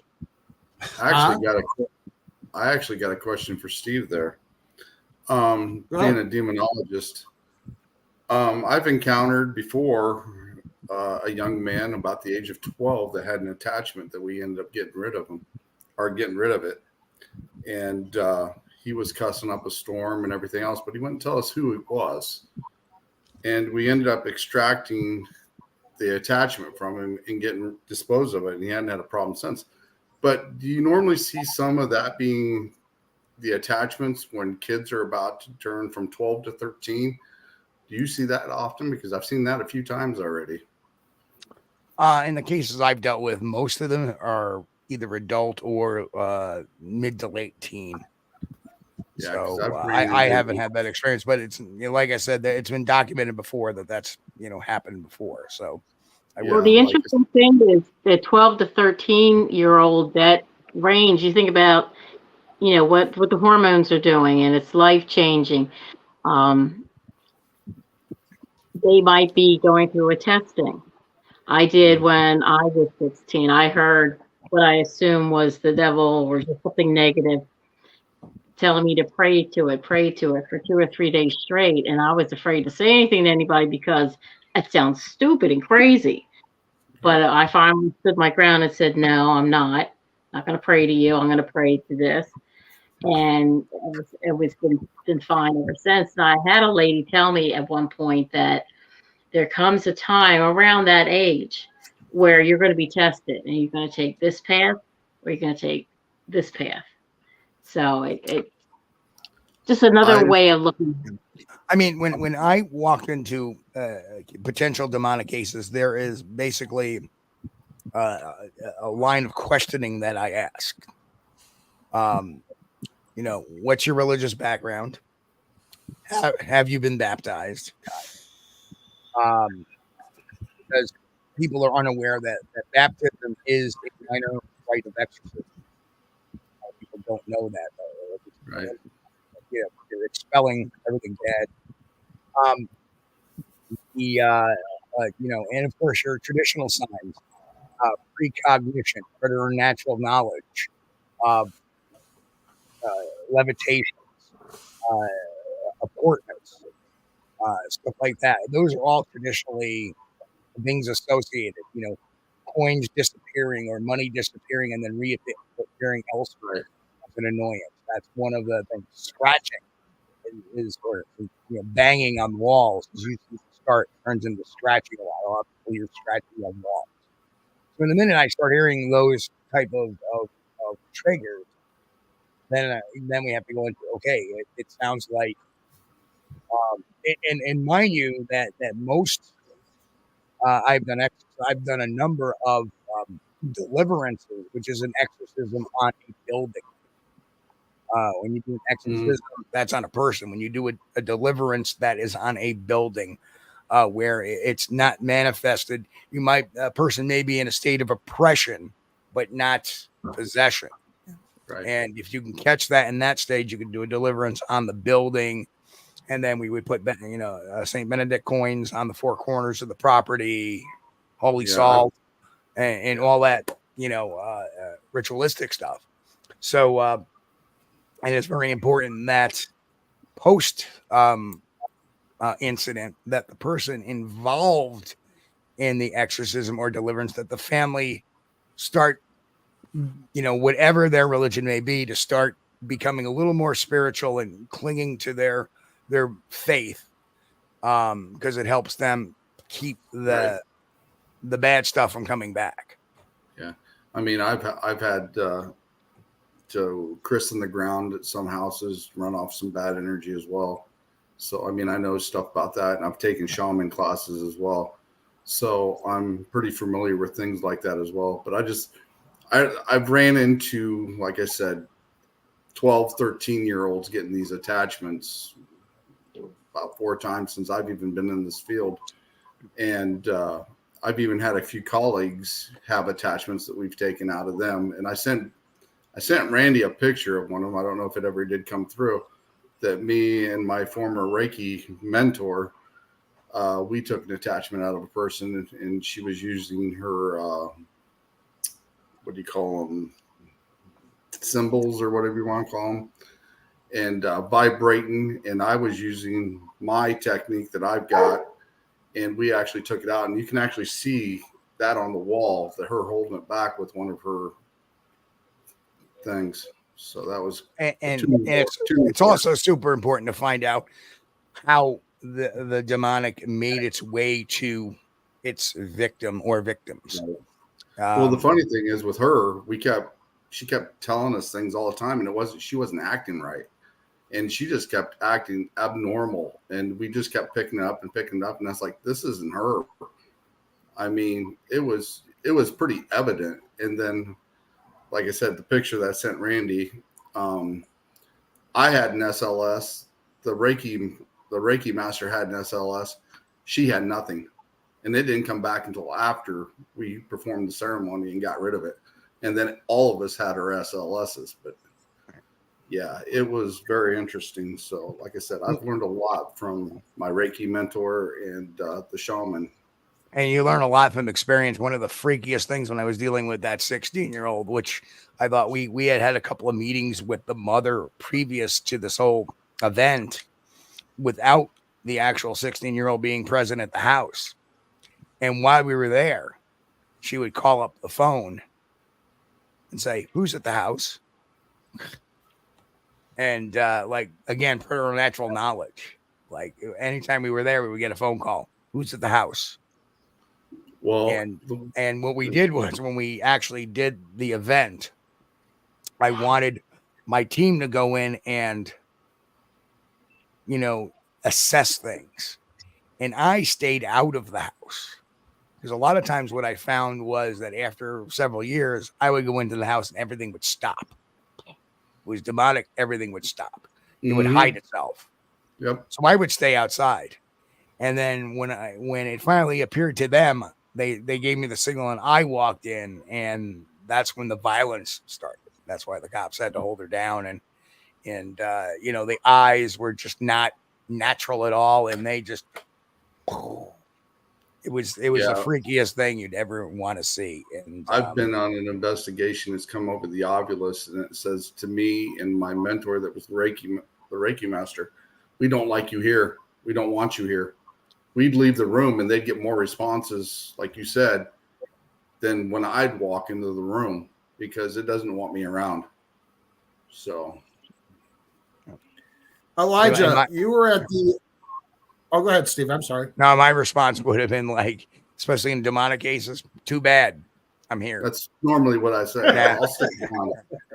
I stick around until it's done. I don't ever walk away. So yeah, that's one of the things. And that was a problem with my first group, is they didn't know how to deal with it. So they walked away from stuff and they left clients hanging. And there's always some really bad history too with the families that we deal with too, is and that's because what happens is when you have families that are in such conflict, it opens up the vulnerabilities for them, for the evil stuff to snake their way in. Right. I agree 100% with that. And for us, one of the biggest indications that activity was ramping up was the smell. It would smell like, I have a German Shepherd. The only way I could describe it was going number 2 times a pack of 1,000. So bad. And I've smelled some pretty bad things as a nurse that you'd be gagging. And then just as quick as it came, it left. I saw black mists. I've got pictures. I sent you a few pictures, Randy, because I should have thought about that when you couldn't go on Facebook. But I started documenting things, and we weren't the only ones that experienced things. The biggest thing, though, my partner, he's still a skeptic after everything we've been through. Like when he had been thrown across the kitchen 15 feet, he didn't tell me for 2 days. The only reason I realized, he had the voltmeter out. It was 3:00 in the morning. He was bending down to grab the mustard to make a sandwich, and he went flying across the kitchen, he said.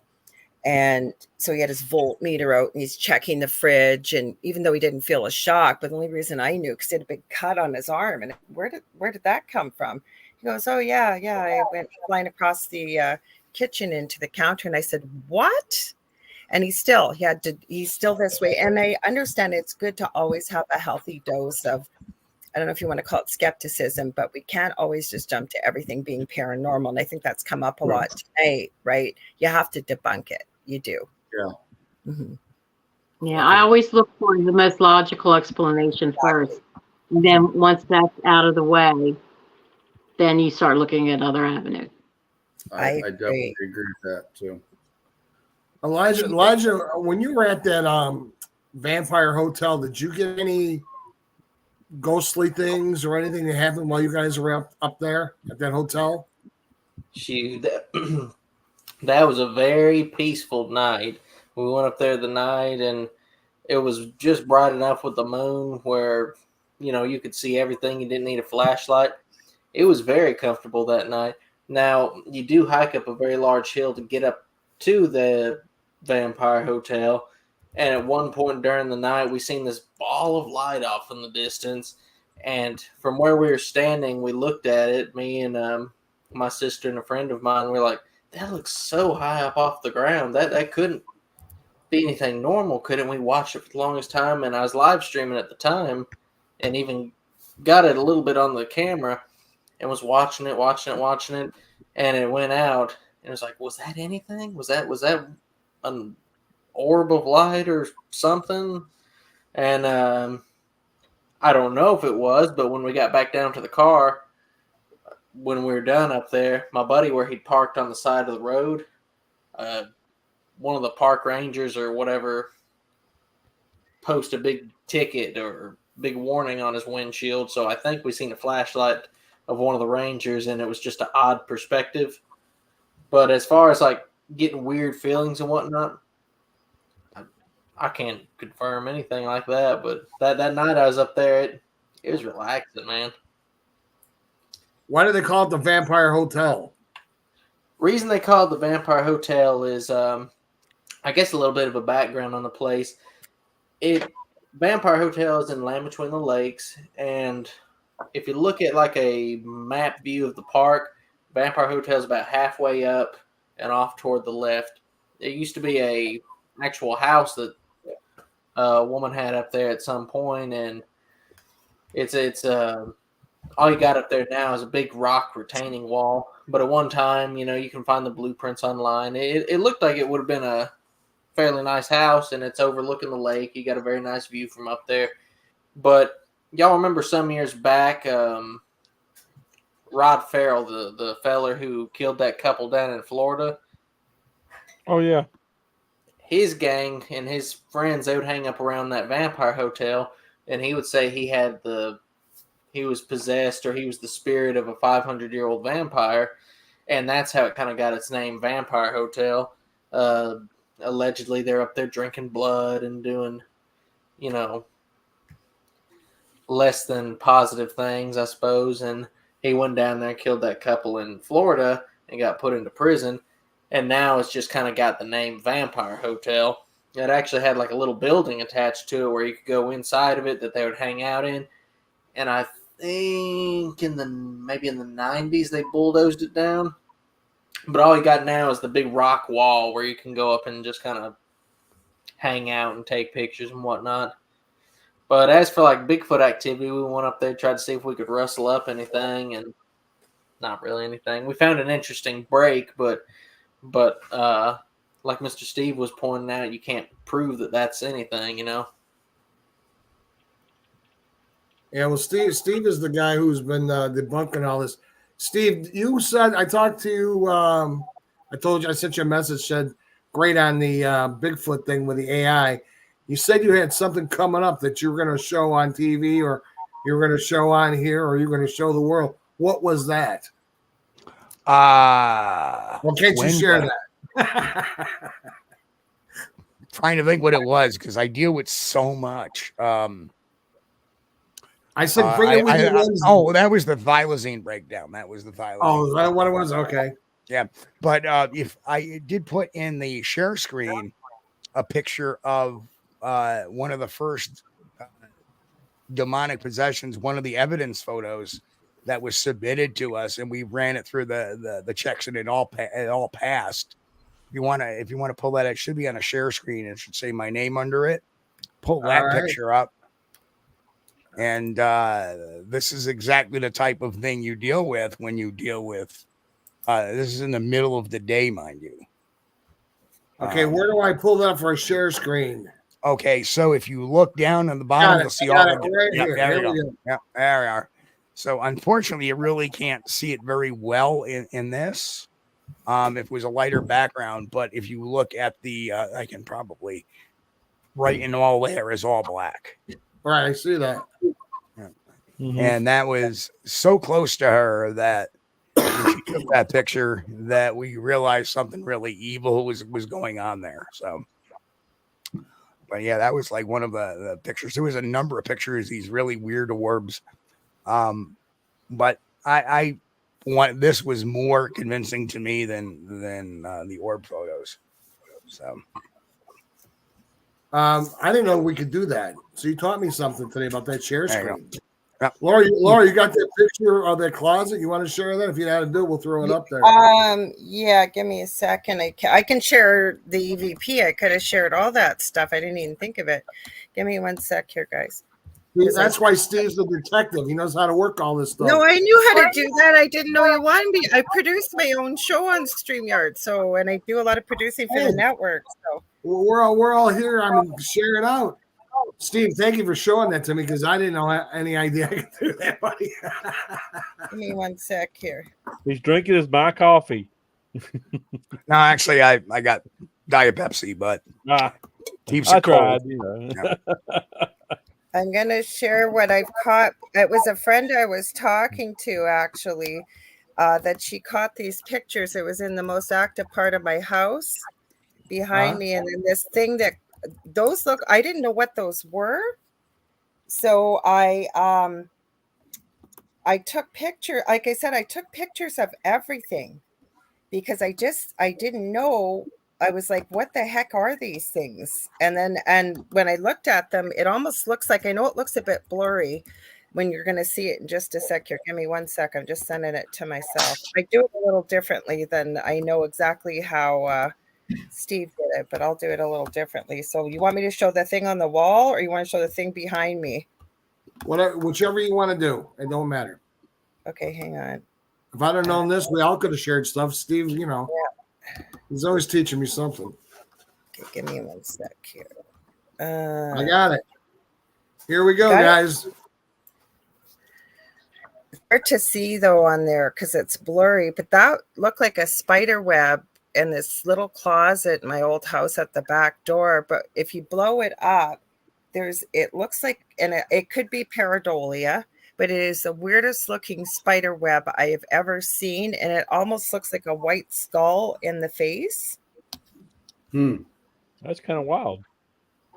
Like I said, if you see it up close, it's like creepy. But this thing, I don't know what this thing is behind me here. I'll pull it up and then you can pull it up, or I'll put it, just give me a sec here.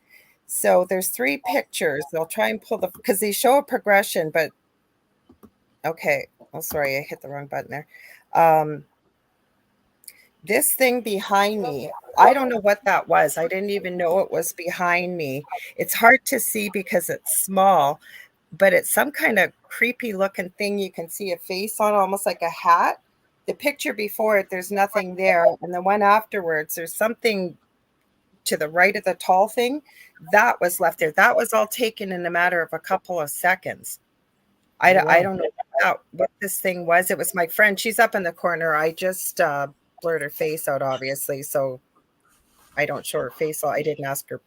She's okay, but I didn't want to leave her face in there. So it's creepy. And we got all kinds of different pictures like this. Other people experienced activity. It was creepy what was going on in that house, I'll tell you. Hi, Roger. Mr. Lunsford, you got any other creepy things you want to get out of your chest? No, I think I'll save it for next time. Mr. Ellis, how about you, sir? No, I'm good. Rob, how about you, brother? Well, I've got one question for Elijah, and if Steve wants to jump in and give his opinion, that'll be awesome too. Either one of you, have you ever heard what they call that samurai chatter on a Bigfoot investigation? I have not. Is that kind of similar to the Sierra sounds where there's got the real weird? Yeah, that's exactly it. That actually happened to us our last investigation. Those sounds scared the chickens out of me as a boy. I was at the reservation down in Alligator Alley. I told you I pulled my bus over. I got out to smoke a cigarette, and I heard like teeth chattering, and I had that smell, that stinky smell, and I threw the cigarette. Again, look at the time. I gotta go. I jumped on the bus and off to Miami I went. Again, I can't explain it. It's the only time I've ever heard that. Well, I've got a theory on it, and I want to see what Steve and Elijah thinks. In my opinion, I could be wrong. I think it's a very fast-paced Native American speech when they're communicating with one another. Well, that to me again is a tall order, because we're assuming they have speech, but yet nobody has seen them use fire or use a complicated tool, like a tool they fashion together, right? So that generally means that they haven't gotten to that point. They haven't quite gotten to that speech point yet. That would, in the anthropological order, that's what it would mean to me.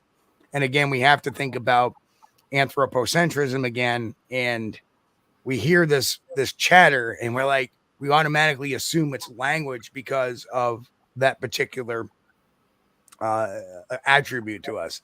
Just like we think a dog can talk and saying "I love you," well, they're mimicking or they're being taught how to say, like a parrot. You know, does a parrot really?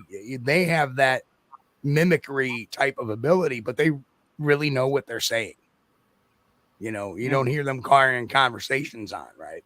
So they may pick up things and they may imitate or mimic them, but you know, for us to go through. Now I know there's the whole Scott Nelson thing and the crypto linguist guy there that says, oh, there is, but anthropologically, it makes no sense. If they are so far advanced to have their own language, why aren't they fashioning tools using fire, or you know, of that kind of nature? So that's to me. Although I think chimpanzees and orangutans and gorillas will use a series of sounds to communicate different things to one another, kind of a proto language. I'm more acceptable that it's a proto language, not an actual language. Yeah, and I gotta lean in the direction of what Steve's saying there, because you know, if it is a flesh and blood creature of some kind, an undocumented primate, we really don't know what kind of sounds they make on the norm. It may be a sound exclusively to that creature, just some particular noise it can make that few other things can. You know what I mean? But here, and here's an interesting kind of social media thing that when I first got into this, there was very big discussion on other primates' noises and how they compare to Sasquatch noises.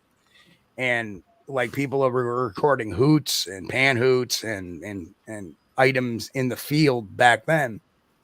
And all of a sudden, with the advent of social media, everybody starts talking about this whole language deal, and nobody's recording or nobody's saying they're hearing, for the most part, any of these kind of hoots or pan hoots or anything like that.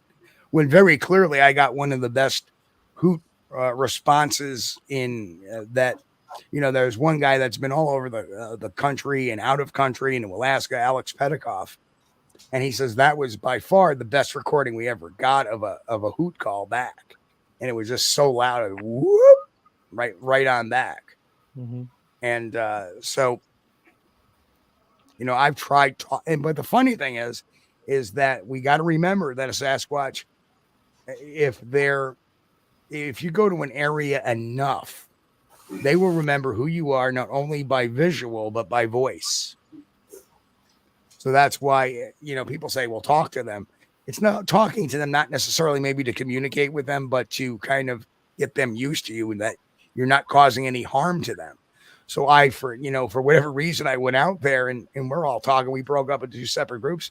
And I just say, hey, fellas, it's me again. Come on. I've been coming up here for 20 years. Say something, do something, you know, let us know you're here. Yada, yada. You know, I don't mean you any harm.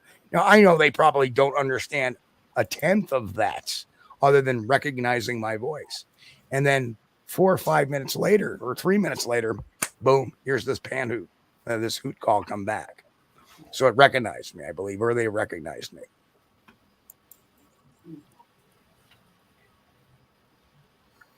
Question answered, guys. As I went with these two guys, Steve's got, you know, a heck of a lot more experience in the field than I do. I got interested in Bigfoot investigations in 2012. I will never claim to understand or know more than the next person. If somebody, you know, but I feel it's got, you know, a lot more experience or a lot more knowledge on the subject, I'm more than tickled to sit there and listen to what they've got to say. Well, I appreciate that, Rob. I've learned something from you tonight too. So, guys, and I just mentioned this just a little while ago, and I mean, you guys have got my utmost respect. Thank you, sir. And like I said, I've learned something from you tonight too. So the feeling is mutual. Everybody can learn from one another. I'm not all knowing or all powerful. I just have had a lot of experience over the years. That's about it.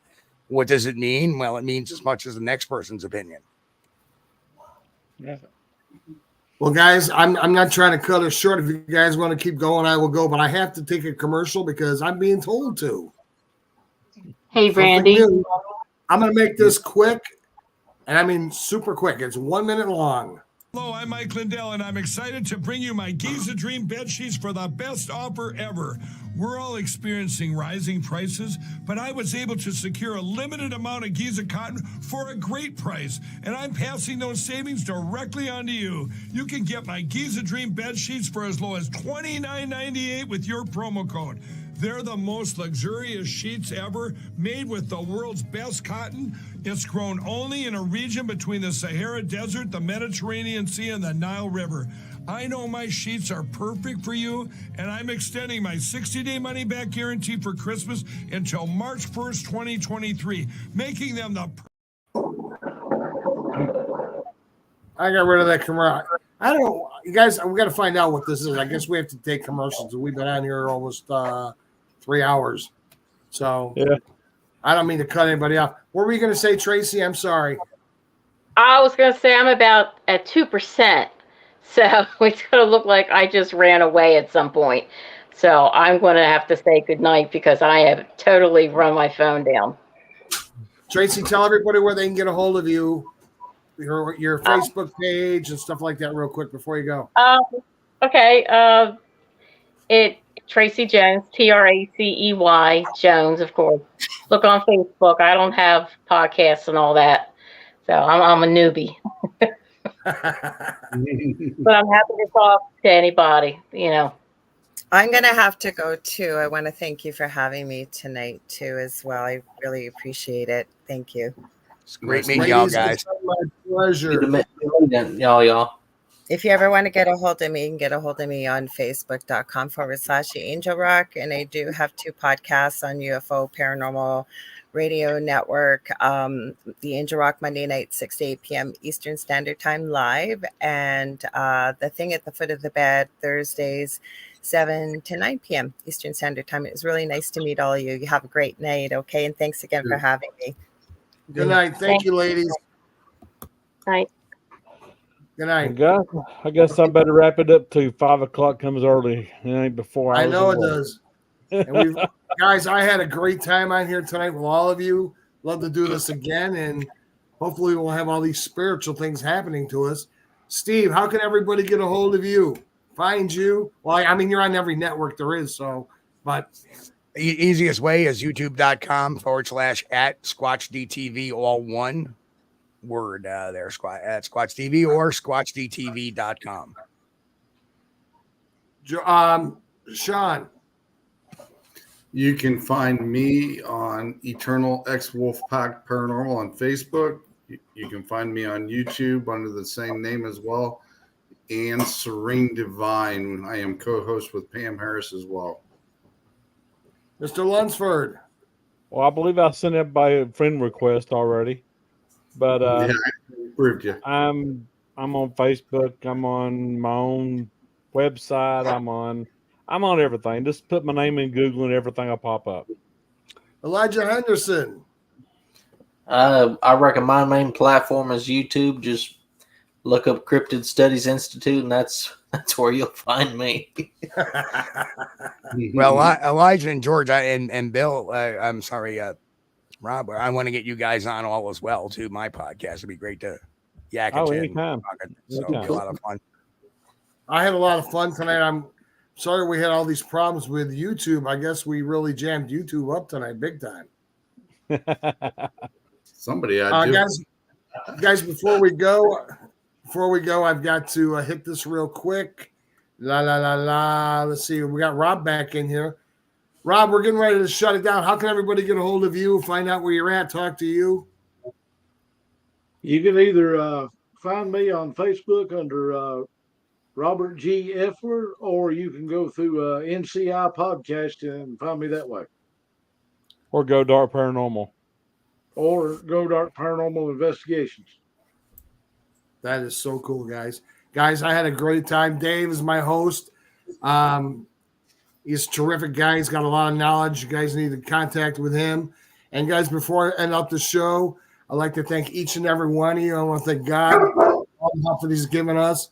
I want to thank all the soldiers, the veterans and stuff that have been out there watching the show.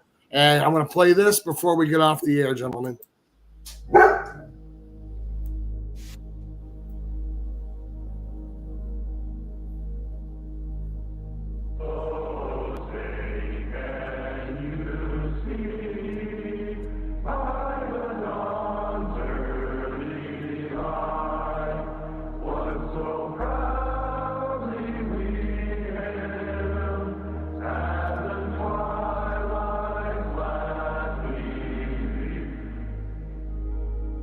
I pledge allegiance to the flag of the United States of America.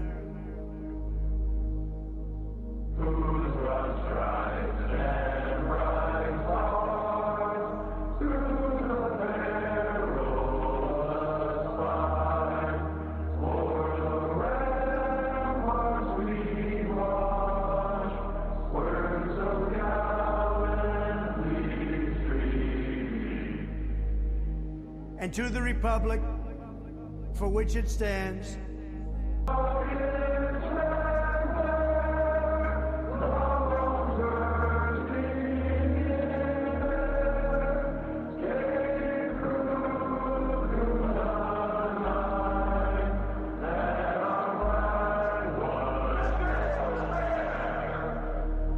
one nation, under God,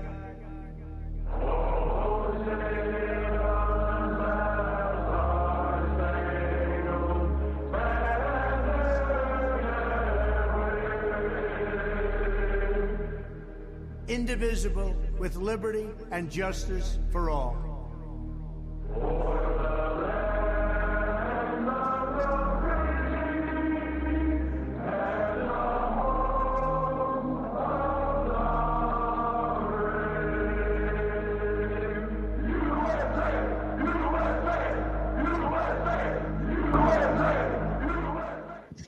Play ball. Gentlemen, I want to thank you all. Gentlemen, I want to thank all of you. I want to thank the police departments, the fire departments, all those first responders who may be in the show or watch the show. We do this forever. Guys, I had a great time. I'm glad each and every one of you got to come out tonight and hang out with me and share my show and play Slamming Conversations. You guys ever want to come on again, or you want me to do a show with, just let me know. Steve, can't wait to see you in the next show. Elijah, can't wait to see your next investigation out there in the field with your sister. Sean, I'm definitely going to be watching for your next investigation. George, we're doing a pilot together, by the way. We're doing a Simpsons-type pilot. It's about a football player and a arm wrestling champion, and the guy's trying to be a life coach to his daughter. And guess what? There's a Bigfoot in this pilot. And only thing he says is, yum, yum, eat them up. So, gentlemen, thank you so much. God bless each and every one of you. And thank you.